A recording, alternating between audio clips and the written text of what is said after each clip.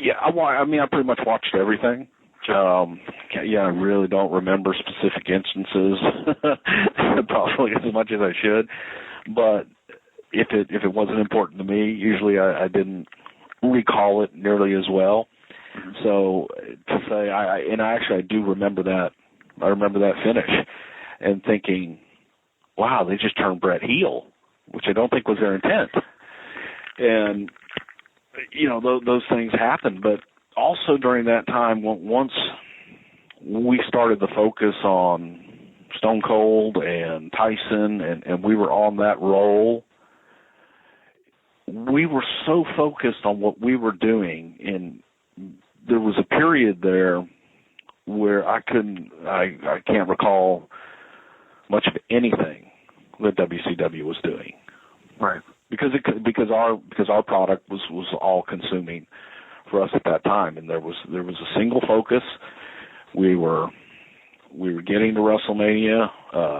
What was it, 13, 14? I'd lose my numbers there. 14, yeah. Mm-hmm. And in Boston, and that was our focus. Our focus was, we're going with Steve, and we're going to make him a monster.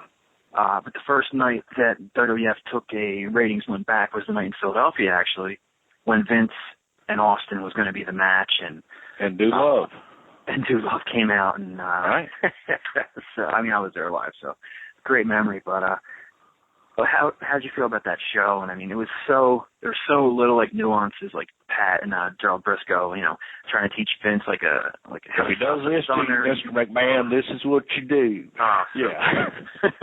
If he tries to go underneath, here's how you hook him. Yeah, hook him. That's pretty good.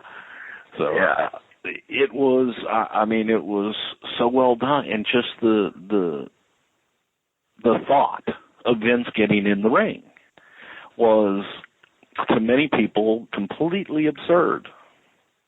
Why would he do that? Should he do that? Rather, they cared. They wanted to see Steve get him.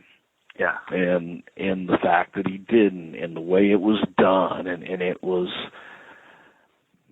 just magic. And you knew you had it. You knew you had it the day. We did the day after, but there was a little. What the hell did we call it? We called it a celebration or some kind of deal that we did in Boston right after Steve won the title. We were out in the middle of this island, and it was going to be an arm wrestling match between Vince and Steve. And we were going to go to, at one point we were going to go to Foxborough Stadium and all this stuff. Mm-hmm.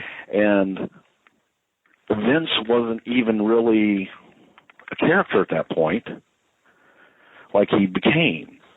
And I remember him watching, and he takes his shirt off and does all this stuff, and we ended up throwing Michael Hayes into that nasty, disgusting water.